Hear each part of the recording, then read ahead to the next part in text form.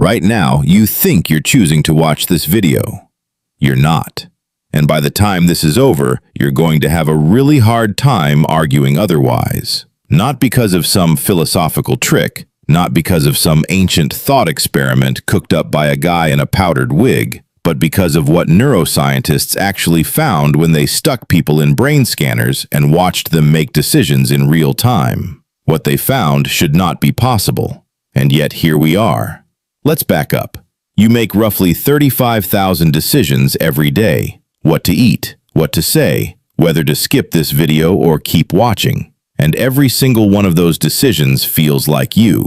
Like there's a you in there, behind your eyes, at the controls, calling the shots. That feeling is so fundamental, so baked into what it means to be a person, that we've built entire legal systems around it. Entire religions. We punish people because we believe they chose to do wrong. We praise people because we believe they chose to do right. The whole thing runs on the assumption that choice is real. But what if the feeling of choosing is just that, a feeling? Here's where it gets wild.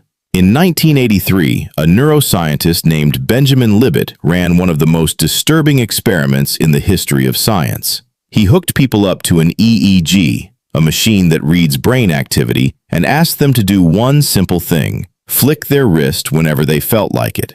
Totally up to them. No pressure, no schedule. Whenever the urge hit, go for it. He also asked them to watch a fast-moving clock and note the exact moment they decided to move. Simple enough, right? Here's what he found. Their brains showed electrical activity, what scientists call the readiness potential, a full 550 milliseconds before the person consciously decided to move, about half a second, which doesn't sound like much until you realize what it means. Your brain had already started preparing the action before you were even aware you'd decided to take it. The decision happened before you made it. The you that felt like it was choosing? It showed up late, after the party had already started. So who's actually driving? This is the question that has quietly wrecked some of the smartest people who've ever lived. Because here's the thing about your brain. It is not you the way you think it is. It's 86 billion neurons firing in patterns shaped by genetics you didn't pick, a childhood you didn't design, a culture you were dropped into before you could talk.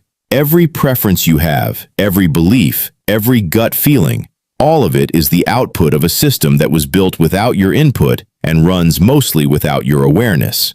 You didn't choose to like the music you like. It just happened. You didn't choose your political instincts. They emerged.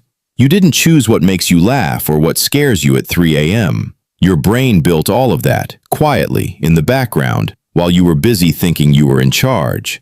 The philosopher Sam Harris put it like this: you can do what you decide to do, but you cannot decide what you decide. Think about it. Before a thought appears in your head, where did it come from?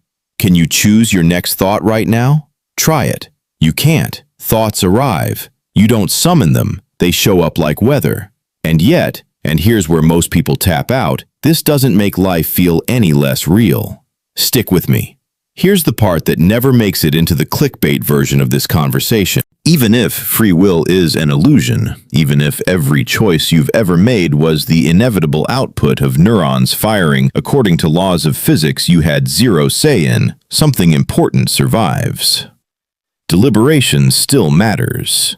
When you sit and actually think through a decision, when you weigh options and consider consequences and ask yourself what kind of person you want to be, that process is real. It's happening. It's part of the causal chain that produces the outcome.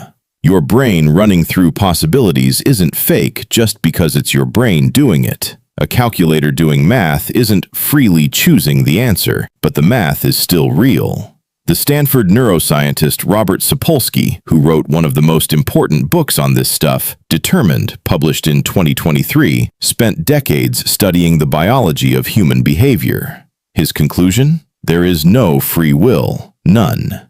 Every action you take is the result of your biology, your environment, and everything that came before this moment, going back further than you can imagine. And yet, Sapolsky still argues that understanding this should make us more compassionate, not less. If the guy who hurt you was shaped by forces he didn't control, a brutal childhood, a brain that processes threat differently, a life of accumulated disadvantages, what does punishment even mean? What does blame even mean?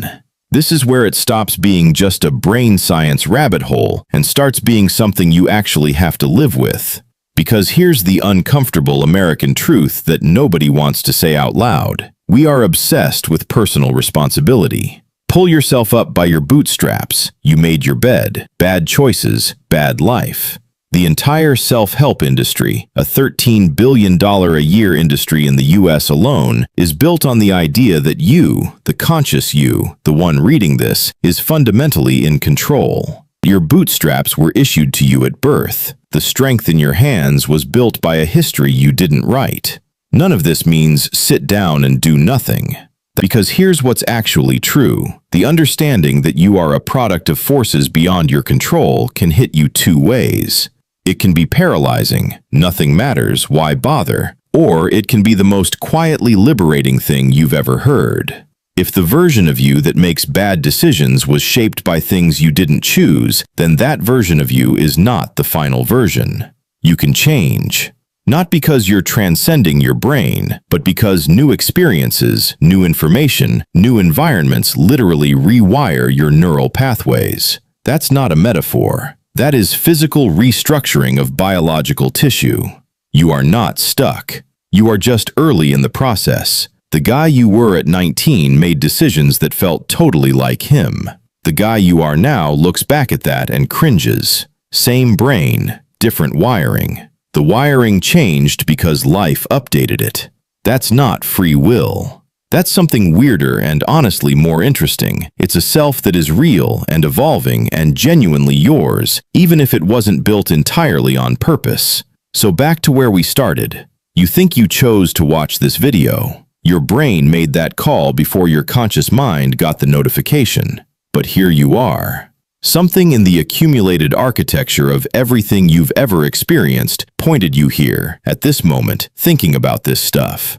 And now that you've heard it, now that this information has physically entered your neural network and started doing what information does, you are, in a microscopic but real way, a different person than you were 8 minutes ago. You didn't choose that either, but it happened anyway. And whether that comforts you or unsettles you, that reaction, that's yours too, built from everything, going somewhere you can't fully predict. And honestly, that might be the most human thing there is. Please? See you next time!